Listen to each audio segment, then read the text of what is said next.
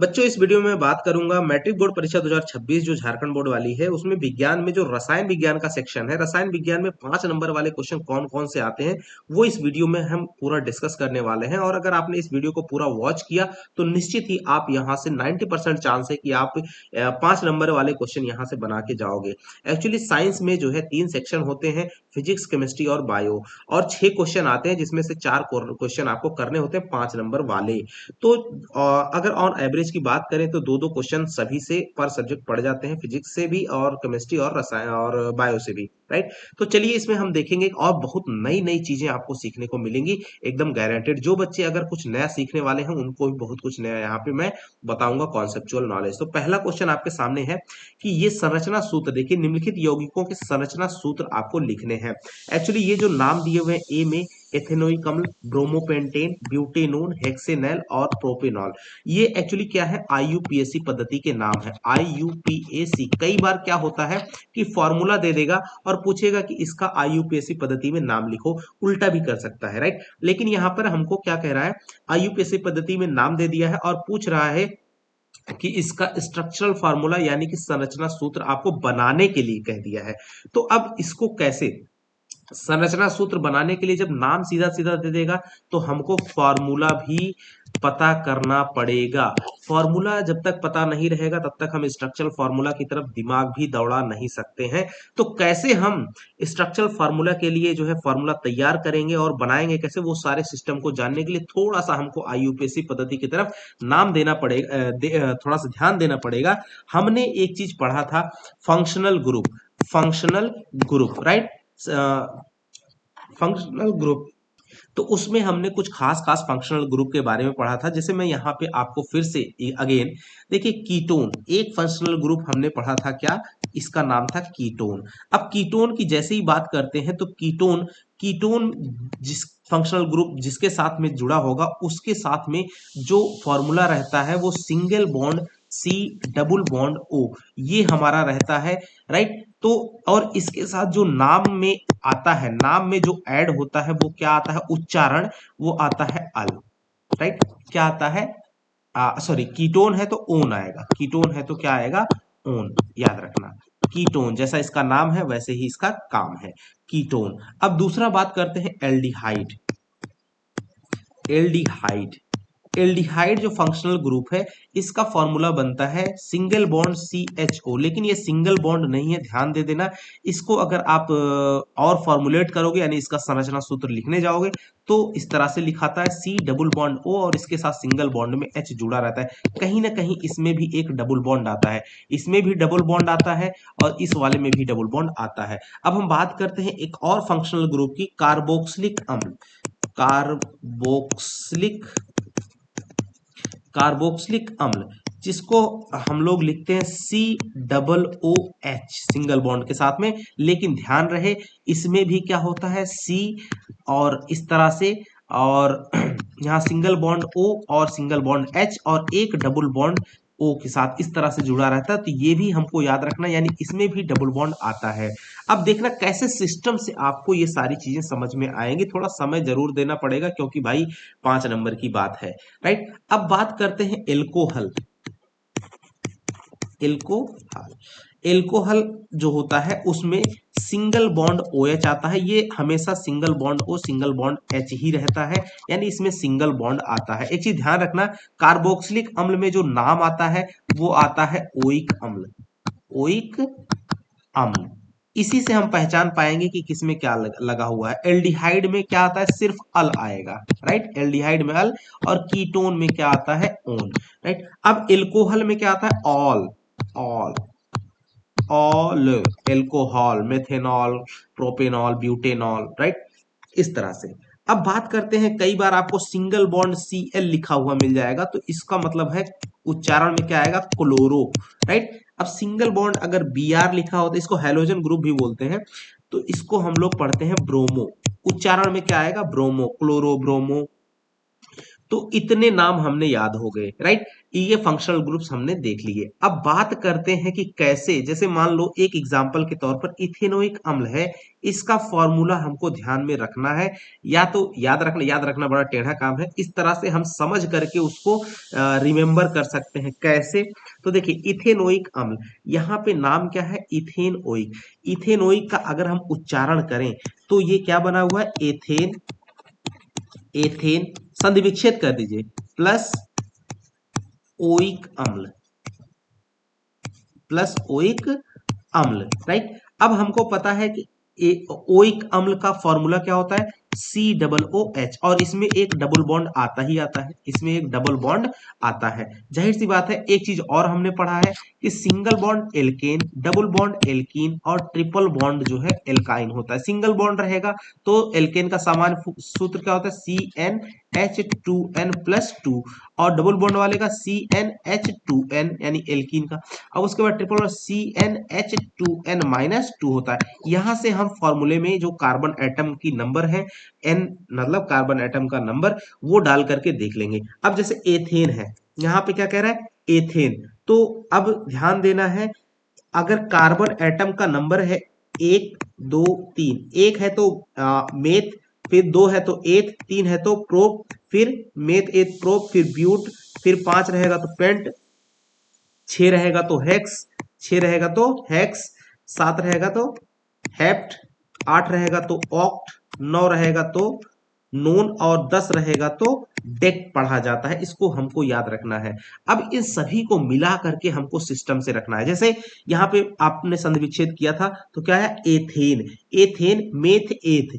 एथ कब आता है? जब कार्बन एटम 2 हो, यानी n=2 हो। तो n=2 हो और यहाँ पे डबल बॉन्ड आ रहा है, इसका मतलब है कि हमको कौन सा ये वाला यूज करना है फॉर्मूला? CnH2n। और यहाँ पे जैसे ही हम n बराबर 2 डालेंगे तो C2H क्या हो जाएगा? 4। जाहिर सी बात है कि इसमें C2H4 आने वाला है, यानी कि कार्बन की संख्या 2, हाइड्रोजन की संख्या 4 रहेगी। किसमें? एथेनोइक अम्ल में। अब उसमें से इतना तो फिक्स है, COOH फिक्स है, COOH फिक्स हो चुका है, यानी एक कार्बन यहाँ पे है और एक हाइड्रोजन यहाँ पे है, ओ तो रहना ही रहना है। तो 2 कार्बन में से एक कार्बन यहाँ यूज हो चुका है और H4 होना चाहिए एक यहाँ पे, तो क्या बचता है? CH3 बचता है, राइट। तो क्या बचता है? CH3, उसको यहाँ पे आगे में ऐड कर दिया तो क्या बच गया हमारे पास? फॉर्मूला ये आपका तैयार हो गया। इसका मतलब है इथेनोइक अम्ल का फॉर्मूला क्या बन गया? CH3COOH, ये हमारा इथेनोइक अम्ल का फॉर्मूला। तो यहाँ पे देखिए CH3COOH। अब अगर आप ध्यान दोगे तो मैंने आपको स्ट्रक्चरल फॉर्मूला भी बताया था COOH का। क्या था? C डबल बॉन्ड सॉरी, सी के साथ में सिंगल बॉन्ड O और सिंगल बॉन्ड H, और फिर डबल बॉन्ड ऐसे करके में O आपको लग जाता था। इसके पहले CH3 था तो एक C यहां लगा दीजिए, H H H और H। इस तरह से आपने देख लिया कि ये आपका फॉर्मूला रेडी हो गया, जो कि यहाँ पे पहले से ही बना हुआ है। तो अगर आपने इतनी बातें ध्यान रख ली, बच्चों वीडियो थोड़ा लॉन्ग हो जा रहा है लेकिन डोंट वरी, देखिएगा लास्ट तक, मजा जरूर आएगा, राइट। तो इतना भी अगर आपने कर लिया तो आप आराम से स्ट्रक्चरल फॉर्मूला एकदम सिंपल तरीके से बना ले जाओगे। अब बात करते हैं ब्रोमोपेंटेन। ये देखिए दूसरा नंबर ब्रोमोपेंटेन, पहले फॉर्मूला। तो ब्रोमो आ रहा है, जाहिर सी बात है इसमें एक Br आएगा। ब्रोमो आने का मतलब एक क्या होगा? Br आना है, आना है। अच्छा Br किसकी जगह पे आता है अभी वो भी पता चल जाएगा। तो ब्रोमोपेंटेन को क्या लिख सकते हैं? यहाँ पे हम लोग लिखेंगे pentane, right. Pentane plus bromo, right. तो ऐसे लिख सकते हो ब्रोमो प्लस पेंटेन। तो एक्चुअली यहाँ पेंटेन आ रहा है, एन आ रहा है, राइट। और ये सिंगल बॉन्ड में है तो जाहिर सी बात है कार्बन हाइड्रोजन सिंगल बॉन्ड है और पेंटेन है, तो meth eth prop ब्यूट paint. Paint का मतलब है 5, एन यानी कार्बन नंबर, कार्बन के नंबर कितने हैं? 5। जैसे ही 5 है और सिंगल बॉन्ड वाला है तो जाहिर सी बात है CnH2n+2 फॉर्मूला लग जाएगा। तो C5 और H 5 दूनी 10 2 12, C5H 12। अब ध्यान देना C5H12 यानी कि हाइड्रोजन 12 होने चाहिए, लेकिन यहाँ पे जैसे ही हाइड्रोजन ग्रुप क्या कहता है कि एक हाइड्रोजन को रिप्लेस कर देता है और अपनी जगह ले लेता है, तो जाहिर सी बात है इसमें से एक हाइड्रोजन क्या करेगा, बाहर निकल जाएगा, इसकी जगह कौन आ जाएगा, तो ब्रोमो आ रहा है यानी ब्रोमीन आ जाएगा। तो C5H11 और Br इसका फॉर्मूला बन जाएगा। तो इस तरह से हमने क्या देखा, तो C5H11Br, राइट, सब सिंगल बॉन्ड से हैं, बस एक हाइड्रोजन को हटाया और उसकी जगह पे Br लगाया, एकदम सिंपल सा। तो क्या किया, C, देखिए पांचों को हमने सिंगल बॉन्ड से जोड़ दिया, सारे के साथ में H अटैच कर दिया और एक H को हटा करके उसकी जगह पे Br लगा दिया, तो ये हो गया ब्रोमोपेंटेन। अच्छा, क्लोरोपेंटेन करता तो Br की जगह पे Cl लगा देते, तो ये क्लोरोपेंटेन बन जाता। डियर एकदम सिंपल यही स्ट्रक्चर फार्मूला बन जाता। तो आई होप कि आपको ये दोनों समझ में आ गया होगा। अब बात करते हैं ब्यूटेनोन। तो ब्यूटेन प्लस, यहां लिखेंगे ब्यूटेन प्लस ओन। ओन आता है किसमें, तो हमने यहाँ पे ऊपर में बताया था आपको, ओन किसके साथ में आता है, तो ओन हमारा होता है कीटोन, और कीटोन का फंक्शनल ग्रुप क्या होता है, single bond C double bond O, right. तो अब हम यहाँ पे ऐसे ही यूज कर देने वाले हैं। तो क्या यहाँ पे है हमारा ब्यूटेनोन, ब्यूटेन मतलब meth eth prop but, carbon की संख्या कितनी है, 1 2 3 4, n इक्वल टू कितना है 4। अच्छा, क्या इसमें डबल बॉन्ड आता है, बिल्कुल आता है, single bond C double bond O, यानी कि CnH2n वाला फॉर्मूला अप्लाई होगा, एल्कीन वाला। तो n बराबर कितना है, n बराबर 4 है, रख दो, तो C4 और H कितना हो जाएगा 8, यानी कार्बन 4 रहना चाहिए और हाइड्रोजन 8 होना चाहिए, लेकिन ओन इसमें पहले आ रहा है तो ओन फंक्शनल ग्रुप का फॉर्मूला फिक्स रहेगा, वो बदलने वाला नहीं है। तो ओन मतलब इसको क्या लिखते हैं हम लोग, यहाँ पे देखिए single bond C double bond O, तो यहाँ पे CO ऐसे लिख सकते हो, CO तो रहने ही रहने वाला है, और साथ में अब क्या बचता है, एक CO तो हम इसमें से लिख दिए, एक CO यानी एक कार्बन यहाँ पे यूज हो गया, तो बचता कितना कार्बन है C3 और H8, C3H8CO, इस तरह से हम लिख सकते हैं C3H8CO। तो ये फॉर्मूला एक्चुअली बन जाता है C4H8O, ऐसा भी कहीं कहीं लिखा हुआ मिल जाएगा। तो हमने फॉर्मूला एकदम सिस्टमेटिक वे में पकड़ लिया है। अब क्या करेंगे, कार्बन कार्बन कार्बन, चारों कार्बन जो कि हमारे पास यहाँ पे C4H8 है कनेक्शन के हिसाब से, तो चारों को चेन में हमने जोड़ दिया। एक कार्बन के साथ में, ये देखिए एक कार्बन के साथ में ऑक्सीजन डबल बॉन्ड में रहेगा, वो हमने यहाँ पे लगा दिया, आप कहीं पर भी लगा सकते हो। बाकी सभी के साथ में क्या कर देना है, हाइड्रोजन जितने बचते हैं उतने हाइड्रोजन ऐड कर देने हैं, तो 1 2 3 4 5 6 7 8, राइट, आप इस तरह से ऐड कर देंगे। तो ये स्ट्रक्चरल फार्मूला बन गया ब्यूटेनोन का। अब बात करते हैं अगर हेक्सेनल, हेक्सेनल, अब यहाँ पे हेक्सेन क्या हो जाएगा, हेक्सेन और प्लस अल, राइट, हेक्सेन अल, अल का मतलब एल्डिहाइड ग्रुप, फंक्शनल ग्रुप चल गया है, एल्डिहाइड यानी कि CHO। अब CHO में भी हमने क्या देखा था कि डबल बॉन्ड, इसका structural formula single bond C और इस तरह से डबल बॉन्ड O और H इस तरह से ऐड होता है, आप इसको ऐसे भी लिख सकते हो C डबल बॉन्ड O और सिंगल बॉन्ड H, कैसे भी लिखो कोई दिक्कत नहीं है, राइट। तो ये हमारे पास CHO जुड़ गया है। एक्चुअली अब हेक्सेन है, अब यहाँ पे डबल बॉन्ड आ रहा है, जाहिर सी बात है CnH2n बनेगा, तो कार्बन की संख्या कितनी है, हेक्सेन, तो meth eth prop ब्यूट paint hex, 1 2 3 4 5 6 हो गया, n बराबर कितना आ गया 6, तो 6 जैसे रखेंगे तो C6H कितना आ जाएगा 12, C6H12, तो जाहिर सी बात है H हमारे पास कितना होगा, हाइड्रोजन 12 बनना चाहिए, कार्बन 6 होना चाहिए। तो अब कार्बन 6 है, तो अब एक कार्बन यहाँ पे और एक हाइड्रोजन यहाँ पे पहले ही ऑलरेडी यूज हो चुका है, तो कितना कार्बन यानी CHO इसके पहले, अब कितना कार्बन कितना हाइड्रोजन बचता है, तो C5H11, तो ये फॉर्मूला बन गया C5H11 CHO, C5H11CHO, ये हमारा हेक्सेनल का फॉर्मूला बन गया। अब सभी 6 कार्बन को इस तरह से चेन में जोड़ देंगे और ये हमारा CHO फंक्शनल ग्रुप का स्ट्रक्चर बना दिया, सिंपल सा आपके सामने स्ट्रक्चर तैयार है। अब बात करते हैं प्रोपेनॉल की, तो अब प्रोपेनॉल की बात करें तो एल्कोहल जिसमें OH फंक्शनल ग्रुप आता है, propane plus all, propane plus all, all आता है तो OH आ जाएगा, OH जुड़ जाएगा, यहाँ पे OH हमने ऐड कर दिया। अब बात करते हैं प्रोपेन, एक्चुअली इसमें सब सिंगल ग्रुप है, सिंगल बॉन्ड है, तो CnH2n प्लस 2 जुड़ जाएगा। अब N कार्बन यहाँ पे प्रोपेन है, मेथ एथ प्रोप, यानी N बराबर कितने कार्बन है, 3, तो 3 कार्बन की जगह जैसे C3, अब 3 दूनी 6 2 8, C3H8 बन जाएगा। अब इसमें से एक H यहाँ पे है ऑलरेडी, एक H जो है ये देखो यहाँ यूज हो चुका है, तो अब OH तो ऐसे लगा रहेगा। कितने कार्बन है, C3H कितना बच जाता है, 7, क्योंकि एक H यहाँ पे है, C3H7OH, इसको ऐसे लिखा जाएगा C3H7OH। तो आई होप कि बच्चों आपको समझ में आ गया होगा, और ये देखिए स्ट्रक्चर फार्मूला इस तरह से, उसको बताने की जरूरत ही नहीं है। अब यहां से आपने एक पंथ दो काज नहीं 3 काज कर लिए, क्या कि फॉर्मूला कैसे जनरेट होता है वो देख लिया हमने, उसके बाद जो है जो फंक्शनल ग्रुप होता है वो देख लिया, स्ट्रक्चरल फार्मूला कैसे बनता है वो देख लिया, तो इन सब चीजों को देख लिया, तो एक क्वेश्चन में 15 मिनट लग गए, लेकिन वो अलग बात है, आपने बहुत कुछ सीख लिया होगा। चलिए अब बात करते हैं दूसरे क्वेश्चन पे बच्चों, कि समजातीय श्रेणी क्या है। देखिए क्वेश्चन नंबर 2 में समजातीय श्रेणी क्या है, वेरी इंपॉर्टेंट क्वेश्चन है, और उसके बाद उदाहरण के साथ में समझाना है, फिर दूसरा सेक्शन में इसका इलेक्ट्रॉन बिंदु संरचना बताना है, बनाना है, राइट।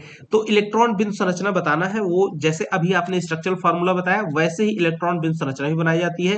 तो देखिए एथेनोइक अम्ल अभी हमने पढ़ा था पीछे में ही ना, पीछे में पढ़ा था यहाँ एथेनोइक अम्ल, ये देखिए एक कहाँ गया, यस ये रहा एथेनोइक अम्ल, CH3CH3COOH, तो ये इस तरह से हमको पता ही है, पहले ही नाम पता है, CH3COOH, एथेनोइक अम्ल कह दिया तो CH3COOH, ये फॉर्मूला लगेगा। H2S हाइड्रोजन से सल्फाइड है, और प्रोपेनोन भी हमने पीछे में पढ़ा था, प्रोपेनोन, ये देखिए ब्यूटेनोन, मेथ, हाँ जैसे ब्यूटेनोन था, मेथ एथ प्रोप, यहाँ पे कार्बन कितने हो जाएंगे, 3 हो जाएंगे, एक कार्बन हटा दीजिए बस काम खत्म है, राइट। तो एक कार्बन जैसे कम कर देना, यहाँ से एक सेक्शन हट जाएगा, यहाँ पे एक हाइड्रोजन लग जाएगा इसकी जगह पे, हो जाएगा।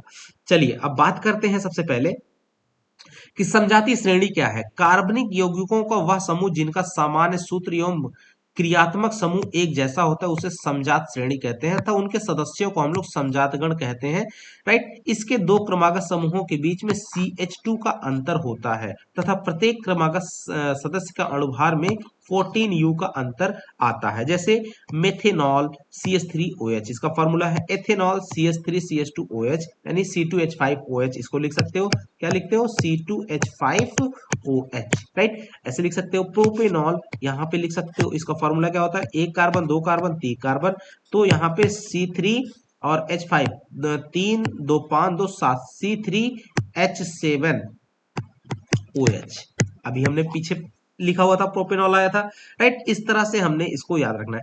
अब यहाँ पे सभी में ऑल ऑल ऑल देख रहे हो, एक फंक्शनल ग्रुप यूज हो रहा है, और सबके बीच में CH2 का अंतर है, राइट। मेथेन से इसमें CH2 का अंतर है, फिर इसके बाद इसमें CH2 का अंतर है। इसी तरीके से एथेनोइक अम्ल, अब हमको दूसरे की बात कर रहे हैं, एथेनोइक अम्ल का हमको इलेक्ट्रॉन संरचना बिंदु बताना है। तो जाहिर सी बात है यहाँ पे कार्बन, कार्बन का जो परमाणु क्रमांक होता है वो कितना होता है, 4। अब जब 4 होता है तो 2, इस तरह से लिखा जाएगा। अब ये जो सॉरी यहाँ गलती हो गई, कार्बन परमाणु क्रमांक 6 होता है, 2, 4 इसका इलेक्ट्रॉनिक विन्यास होता है। तो यानी कि जो आउटर सेल है कार्बन की, वहां पे 4 जो इलेक्ट्रॉन है वो है। तो यहाँ पे आप देख सकते हो कार्बन के 4 इलेक्ट्रॉन यहाँ पे हर जगह पे दर्शाए गए हैं। इसी तरह से 1 और 2, 3 और 4, ये देखिए ऑक्सीजन, ऑक्सीजन का 8 होता है, तो 2, 6 हो जाएगा, तो आउटर सेल में 6 इलेक्ट्रॉन है, तो ये देखिए 2 2 4 5 और 1 6, इस तरह से आपको दर्शाए दिए गए हैं। हाइड्रोजन का परमाणु क्रमांक 1 होता है, तो आउटर सेल में एक ही इलेक्ट्रॉन बचता है, तो जो कि ये यहाँ पे एक, यहाँ पे एक, यहाँ पे हर हाइड्रोजन के साथ में ऑक्सीजन का यहाँ पे आपने देख लिया 6 6, तो इस तरह से ये आप क्या कर देंगे, स्ट्रक्चर बना देंगे। अब एक्चुअली है क्या, CH3COOH, ऊपर में हमने इसका स्ट्रक्चर फार्मूला बनाया था, तो कार्बन कार्बन, राइट, 2 कार्बन हमने जोड़ दिया। अब कार्बन के साथ में उसका जो बिंदु संरचना है, इस तरह से एक को हमने क्या कर लिया, ये मान लिया, देख रहे हो, ये इलेक्ट्रॉन इसके बना लिए। अब ये सहसंयोजी बॉन्ड बनाते हैं, किसके किसके साथ में कैसे कैसे जुड़े हैं। एक हाइड्रोजन कार्बन के एक एटम एक इलेक्ट्रॉन के साथ में मिलकर के अपना जो सेल है वो कंप्लीट कर लेता है। इसी तरह से हाइड्रोजन हाइड्रोजन के साथ जुड़ जाते हैं और ये आपका जो कंप्लीट है एक स्ट्रक्चर फार्मूला, स्ट्रक्चर नहीं ये बिंदु संरचना है, ये बन जाते हैं। और एक्चुअली क्या है, स्ट्रक्चर फार्मूले में कुछ नहीं होता, ये इलेक्ट्रॉन एक साथ में बॉन्ड बना दिए, इसी को हम लोग बॉन्ड कह देते हैं। ये देखिए बॉन्ड बन गया, राइट। तो यहाँ पे अब यहाँ पे कार्बन के 2 इलेक्ट्रॉन है तो यहाँ पे डबल बॉन्ड जुड़ जाता है ऐसे, राइट। यहाँ पे सिंगल बॉन्ड। तो क्या पढ़ा था आपने, एच, यहाँ पर भी एच रहता है, ये सी रहता है, ये एच रहता है, उसके बाद फिर ये सी रहता है, डबल बॉन्ड ओ रहता है, यहाँ पे एच रहता है। तो इस तरह से हमने देखा कि कैसे आपका बनता है। यहाँ पे सॉरी यहाँ पे ओ है और यहाँ पे एच है, इस तरह से रहता है, राइट। तो ये हमारा स्ट्रक्चर फार्मूला रेडी हो गया, राइट। तो अब ऐसे ही हमारा हाइड्रोजन सल्फाइड का भी हमको बनाना है। सल्फर का क्या होता है, 16 होता है, तो 2 8 6, इसका भी लास्ट में 6 बन जाएगा। तो ये देखिए 6 इलेक्ट्रॉन इसके दर्शा दिए गए हैं, राइट। अब हाइड्रोजन का 1 होता है, इसके साथ ये आपका आसानी से बना लेगा, राइट। एक इलेक्ट्रॉन हाइड्रोजन का, एक जो है सल्फर के साथ में लेकर के सह संयोजक बंध बना दिया, इधर वाला बना दिया, और इस तरह से इलेक्ट्रॉन बिंदु संरचना बन गई। अब प्रोपेनॉन का इसी तरह से हमने बना लेना है। तो आप देख सकते हो हाइड्रोजन का कितना हो जाएगा, आउटर सेल में 1 इलेक्ट्रॉन, ऑक्सीजन का 8 होता है तो 2, 6 बनेगा, इसमें 6 इलेक्ट्रॉन। अब इसी तरह से आप जैसे ही इनको बनाइएगा तो अब एक साथ में ये हाइड्रोजन और कार्बन आपस में क्या कर देंगे, जहां 2 हो रहा है वहां पे 2 के साथ में वहां डबल बॉन्ड बनेगा, जहां सिंगल एक एक इलेक्ट्रॉन आपस में साथ संयोजी बंध बना रहे हैं तो वहां सिंगल बॉन्ड बनेगा। बस इस तरह से बना लेना है। चलिए आगे बढ़ते हैं अगले क्वेश्चन की तरफ। तीसरा क्वेश्चन देखिए क्या सिलेक्टेड क्वेश्चन है, ये देखिए, एक ऐसी धातु का नाम लिखिए जो हथेली पर रखने से पिघल जाती है, तो उसका नाम क्या है, पारा। और उसके बाद 2 उभयधर्मी ऑक्साइडों के नाम लिखना है, तो 2 उभयधर्मी ऑक्साइड वेरी इंपॉर्टेंट, इनके नाम है एल्यूमिनियम ऑक्साइड और जिंक ऑक्साइड, राइट। तो अब बात करते हैं आगे। आयनिक यौगिक ठोस अवस्था में विद्युत का चालन नहीं करते हैं, परंतु गलित अवस्था में यानी गले हुए रहते हैं तो जली विलयन के रूप में विद्युत का चालन करते हैं। इसके पीछे का वैज्ञानिक कारण बताना है। तो कई बार आप देख रहे हैं सेक्शन में क्वेश्चन पूछे जाते हैं 5 नंबर वाले केमिस्ट्री के।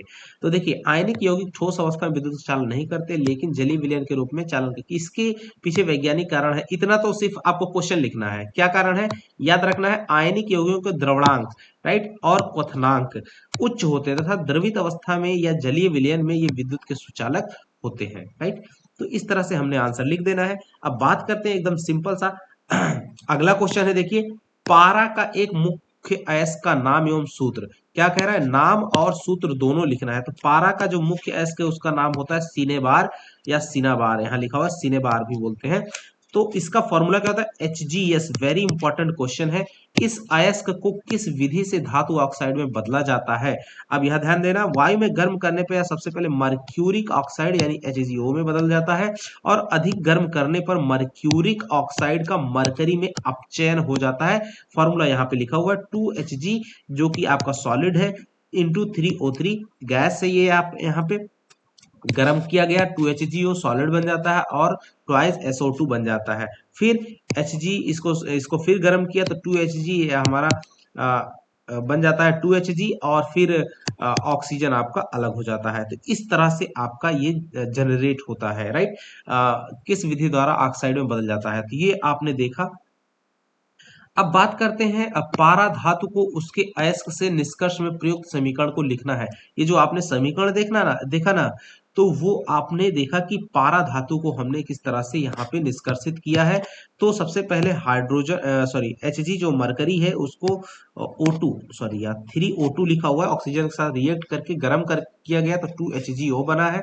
फिर उसके बाद प्लस 2SO2, राइट।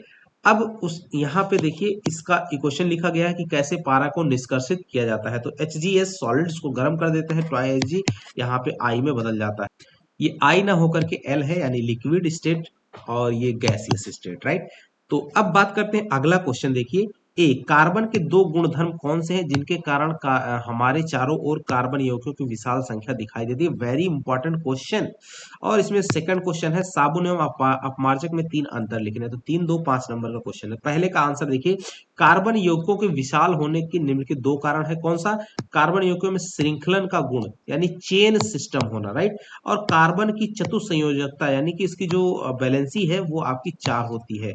ये दो खास बात है, यानी कि जो श्रृंखलन गुण होता है और दूसरा उसकी संयोजकता का 4 होना, राइट। अब यहाँ पे दूसरा क्या क्वेश्चन था कि साबुन और अपमार्जक में तीन अंतर। साबुन, पहला कि यह उच्च वसा अम्लों का सोडियम लवण होता है। दूसरा, इसका आयनिक सिरा single bond C double O negative और Na पॉजिटिव होता है, राइट। इसका जैव अपघटन आसानी से होता है, इसलिए यह जल प्रदूषण उत्पन्न नहीं करते हैं। कौन? साबुन। अपमार्जक की बात करें, पहली बात, यह लंबी श्रृंखला वाले सल्फोनिक अम्लों के सोडियम लवण होते हैं। सल्फोनिक अम्लों के, ध्यान देना। इसका आयनिक सिरा SO3 माइनस और Na प्लस, राइट, होता है, या फिर SO2 माइनस Na प्लस होता है। तो ध्यान देना, इसका जैव अपघटन नहीं होता, इसलिए ये जल प्रदूषण उत्पन्न करते हैं। ये जैव अपघटन इनका नहीं हो पाता, इस वजह से ये क्या करते हैं? जल प्रदूषण उत्पन्न करते हैं, राइट। अब बात करते हैं ये क्वेश्चन नंबर 5वां जो कि यहाँ पे रखा हुआ है। कई बार फिगर के हिसाब से आपको क्वेश्चन पूछ लिए जाते हैं, जैसा कि यहाँ पे दिखाया गया है। दिए गए चित्र में तांबे का विद्युत अपघटनी परिष्करण को दिखाया गया है। यहाँ पे 1, 2, 3, 4, 5 इनका नाम बताना है। इस प्रयोग को दिखाया गया है, यहाँ पे सबके नाम बताने हैं। अब ध्यान देना है, सबसे पहला यहाँ पे 1 नंबर लिखा हुआ है, यानी ये जो रॉड है, इस रॉड का नाम यहाँ पे एक्चुअली नेगेटिव सिरा है, तो ऋणात्मक सिरा को हम लोग क्या कहते हैं? कैथोड। तो पहले का नाम क्या हो जाएगा? कैथोड।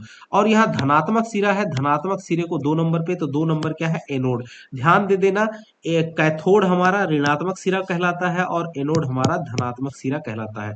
अम्लीय कॉपर सल्फेट विलयन है 3 नंबर पे। ये जो घोल आपको दिख रहा है, ये अम्लीय कॉपर सल्फेट का विलयन है, राइट। कॉपर सल्फेट CuSO4 अम्लीय है, राइट। और चौथा, यहाँ पे नीचे आप देख पा रहे हो जो ब्लैक कलर से ये जो जमा हुआ है, ये हमारा अपद्रव्य है, राइट, इम्प्योरिटी। अब बात करते हैं पांचवा कहाँ पे लिखा हुआ है? पांचवा यहाँ पे ये देखिए, ये जो इकट्ठा हो रहा है किसके पास में? दूसरा जो एनोड वाली छड़ है उसके पास में जो चीज इकट्ठा हो रही है वो हमारा Cu+ है, राइट, कॉपर आयन है। तो इस तरह से इनके नाम लिखने काफी इंपॉर्टेंट है, ये कई बार आता है। एक और ऐसे ही क्वेश्चन है दूसरा दिया हुआ है, चित्र में लवण के विलयन की चालकता का प्रयोग दिखाया गया है, तो उसमें आपको सबके नाम लिखने हैं। तो जाहिर सी बात है, पहला का नंबर क्या है? एकदम सिंपल सा दिया हुआ है, ये है हमारा बल्ब। दूसरा क्या है? इसको हम लोग स्विच कहते हैं, फिजिक्स में भी हमने आपको समझाया है। अब उसके बाद तीसरे नंबर पे अगर आप देखेंगे तो ये ग्रेफाइट की छड़ है। तीसरे नंबर पे ये क्या है? ग्रेफाइट की छड़ है।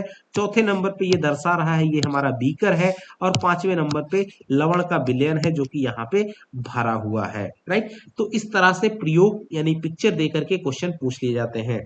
7वां क्वेश्चन है, आयनिक आबंध क्या है? तो वह स्थिर वैद्युत आकर्षण बल जो दो विपरीत आवेशित आयनों को एक साथ बांधे रखता है, उसे आयनिक आबंध कहते हैं।